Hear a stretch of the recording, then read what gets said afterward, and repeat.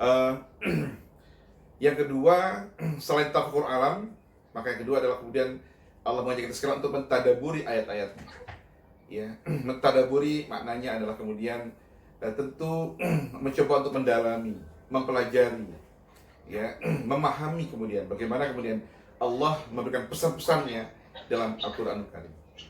Nah, kalau tafakur alam itu kemudian bisa kita lakukan dengan berbagai cara yang katakanlah secara quote and quote, kemudian ya mudahnya dari televisi, dari berita dan sebagainya, bahwa semua peristiwa dalam kehidupan ini insya Allah bisa menjadi pesan, ya.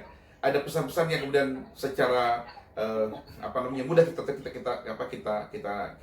baca dan sebagainya. Meskipun terkadang kemarin kita bahas bahwa tidak mudah juga kemudian ketika kita mencoba untuk membaca sebuah peristiwa lalu kemudian menghubungkannya dengan sarana tazkirah gitu dengan hati kita semua. Artinya kira-kira apa ya rahasia Allah apa yang ada di balik peristiwa ini, itu gak mudah, gitu kan. Masih kita bahas banyak justru hamba Allah yang ketika peristiwa berlangsung, ya, gempa dan sebagainya gitu ya, dan sebagainya, justru yang kemudian muncul bukanlah sebuah tazkirah untuk kepada Allah Subhanahu wa taala bahwa kita manusia lemah dan sebagainya, tapi yang muncul adalah justru yang salah apa dengan teknologi ini. Nah, jadi ya, kemudian yang disalahkan atau yang coba dipertanyakan teknologinya, ya, tidak yang kepada Allah Subhanahu wa taala. Ada yang begitu. Nah, harapannya kita semua tidak begitu. Kita semua adalah hamba Allah yang bisa belajar, bisa melihat, bisa kemudian mengambil pesan-pesan dari setiap peristiwa apapun itu, sehingga kita kemudian mampu untuk terus mentafakuri ayat Allah Subhanahu wa taala yang ada alam semesta ini sebagai pelajaran buat kita semua ke depan. Nah, pagi hari ini kita coba akan mendalami sedikit mengenai tadabbur Quran. Bagaimana kita semua menjadi hamba-hambanya yang terbiasa berinteraksi dengan mentadaburi Al-Quran. Nah, tadi berbahagia yang Allah, tadi saya mulai dengan sebuah ayat yang luar biasa, bahwa dalam Ramadan ini Allah turunkan Al-Quran. Ya, Quran surat surat Al-Baqarah 185 kalau tidak salah, Allah berfirman, "Syahrul Ramadan alladzii unzila fihil Qur'an," bahwa pada saat Ramadan ini kemudian Allah turunkan Al-Quran. Nah, saya ingin kemudian mencoba untuk men-challenge kita dulu. Ya, saya ingin menantang kita semua untuk menggerakkan hati kita semua. Betapa Allah Subhanahu wa taala kemudian mengingatkan kita semua dan sebuah ayatnya tentang Al-Quran ini. Pada Quran surat 25, surat Al-Furqan ayat ke-30. Bisa dibuka ayatnya, Pak Arif. Surat 25 ayat ke-30. Surat Al-Furqan ayat 30. Di sini Allah Subhanahu wa taala mengingatkan, ya. Allah kemudian, ya, kita semua mengingat kita semua akan ini sebetulnya rasa kepedihan yang muncul dari seorang nabi, ya, kepada Allah Subhanahu wa taala. Nah, di sini dikatakan a'udzubillahi minasyaitonir bismillahirrahmanirrahim wa qala ar-rasul, ya, dan Rasul berkata, ya. Jadi ini yang berkata adalah Rasulullah kepada Allah Subhanahu wa taala. Ya Rabbi, wahai Tuhanku, wahai Tuhan, inna qaumi ittakhadhu hadzal qur'ana mahjura. Jadi di ayat ini Rasulullah kemudian menyampaikan keluh kesahnya kepada Allah Subhanahu wa taala. Ya, kata beliau bahwa sesungguhnya kaumku dan kaum setelah itu dan sampai kapanpun boleh jadi ada seperti ini, ittakhadhu hadzal qur'ana mahjura. Ya. Jadi kalau ini Al-Quran, maka kemudian kaum itu telah menjadikan Quran ini, ya, sebagai mahjuro. Kalau di sini dikatakan sesuatu yang tidak diacuhkan, jadi sesuatu yang tidak diperhatikan, ya. Artinya Quran yang mulia ini kemudian akhirnya bisa jadi katakanlah tidak punya faedahnya dalam kehidupannya, yang cenderung dicuekin, ya. Cenderung dia mengambil referensi bagi kehidupannya pada yang lainnya dan menafikan Quran. Nah, hadir berbahagia, mari kita coba renungi ayat ini. Ya, bahwa ada kaum yang kemudian dalam kehidupannya kemudian, ya, menafikan Quran. Quran yang mulia tidak lagi dikasih sebagai referensi dalam kehidupannya, bahkan cenderung dicuekin, ya, cenderung tidak diperhatikan dan sebagainya. Nah, jadi apa namanya, ini semoga bisa jadi bantas buat kita sekalian.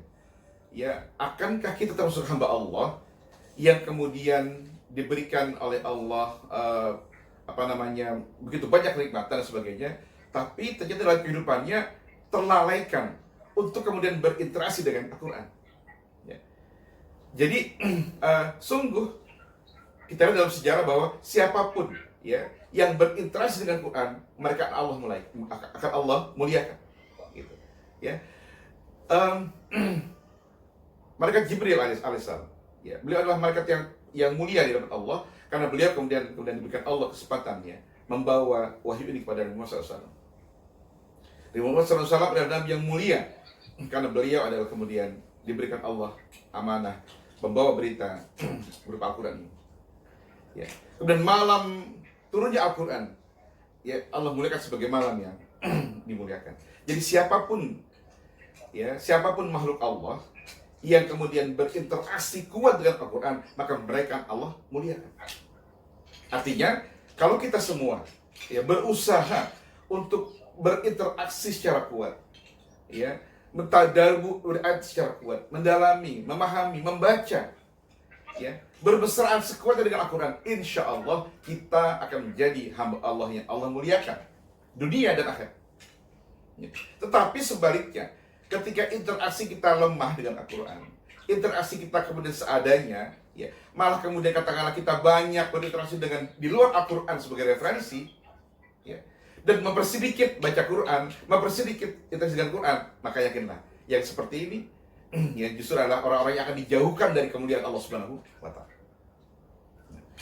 Ini yang berbahagia kalau kita mencoba mengambil ilustrasi, ya kan, bahwa kalau misalnya hari ini katakanlah ada orang meng-create, orang mampu berinovasi, membangun, sebutlah misalnya kendaraan, ya, atau ya apapun bentuknya, maka kita pasti tahu bahwa setiap kendaraan itu yang dibuat itu pasti ada buku ada buku untuk ini. Jadi buku yang digunakan untuk kemudian melihat ya bagaimana cara untuk katakanlah mengotak-atik, membenahi sang mobil tersebut, mengotak-atik motor tersebut. Jadi kalau ada apa-apa dengan kita, dengan mobil itu, dengan kendaraan itu, dengan motor itu, maka kita tinggal kemudian bertanya ke buku itu. Nah, itulah Quran sesungguhnya. Jadi kita hadir ke dunia, Allah kemudian berikan kesempatan di dunia ini sebagai khalifah yang sejatinya kemudian mampu menempatkan Quran sebagai referensi utama hidup kita. Di mana saat kita kemudian punya masalah, dan pasti punya masalah dalam hidup ini, maka kita larinya nggak kemana-mana. Ya. Larinya nggak kemana-mana, larinya kepada Al-Quran kan. Ya. Bertanya kita tentang kehidupan ini nggak kemana-mana, tapi kepada Quran kan. Sehingga pertanyaannya adalah, kalau kemudian kita tidak mampu dekat dengan Al-Quran, nggak sering membaca Quran, mentadabburi Al-Quran, ya, sehingga Quran ini kemudian menjadi jauh dari kita, maka bagaimana kita bisa yakin ya, bahwa kita mampu survive dalam kehidupan ini dalam naungan, dalam taufik, dalam hidayah Allah Subhanahu wa Ta'ala. Ya, karena ketika kita kemudian jauh dari Al-Quran, maknanya adalah kemudian kita sudah jauh daripada rahmat Allah Subhanahu wa Ta'ala. Jadi sungguh kita sesungguhnya sedang mencoba untuk melengkapi. Jadi kita ingin kemudian menjadi hamba Allah yang selalu punya guides, ya. Jadi Quran adalah guidance of life. Kita diarahkan hidup ini dengan Al-Quran. Sehingga kemampuan seorang hamba dalam kemudian secara cepat ya mengambil jawaban dari permasalahan hidup dengan Al-Quran sangat dibutuhkan. Tapi ketika kita tadi kemudian tidak memperhatikan Al-Quran, kita cuek kepada Al-Quran, gitu ya. Lalu kemudian kita mengambil referensi yang lain, ketahuilah bahwa sesungguhnya itu tidak ada jaminan untuk kemudian kita mampu mengambil kemuliaan dan keberkahan. Ya. Dalam ayat yang lain Allah berfirman di Quran surat 17 surat Al-Isra ayat ke-9, Allah kemudian memberikan stimulasi kepada kita sekalian yang luar biasa. Ya. Surat Al-Isra surat 17 ayat 9. Di sini Allah berfirman, A'udzubillahi minasyaitonir rajim, inna hadzal Qur'an, ya, inna hadzal Qur'an, kata Allah, yahdi lillati hiya aqwam, ya. Wa yubashshirul mu'minina alladziina ya'maluna ash-shalihati anna lahum ajran kabira. Sesungguhnya Quran ini yahdi, yang memberi petunjuk, ya, jalan yang lurus, lillati hiya aqwam, ya, ya, jalan lurus, ya. Artinya Quran ini Allah hadirkan tadi sebagai guidance of life, sebagai SOP begitu, ya, sebagai standar operasi bagi manusia untuk menuju jalan yang lurus begitu. Dan kemudian apalagi wa yubasyirul mu'minina, dan kemudian kabar gembira bagi orang-orang yang beriman dan beramal saleh, anna lahum ajrun kabira.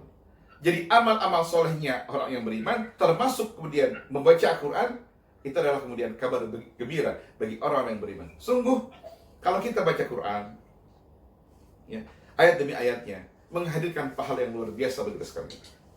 Kalau sering akan dalam hadisnya bahwa jangan katakan alif lam mim itu satu huruf, tapi alif itu satu huruf, lam satu huruf, mim satu huruf, ya, dan sebagainya. Nah, dan masing-masing huruf ini punya kebaikan, ya, ya, kebaikan ini berpuluh kali kemudian Allah lipatkan pada bulan Ramadan ini.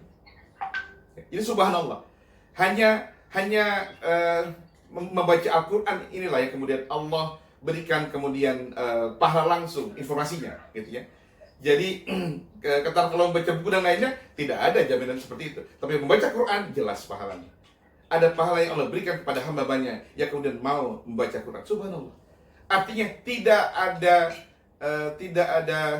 akan percuma, ya, hamba-hambanya yang kemudian ya mencoba untuk bermesra dengan Al-Quran.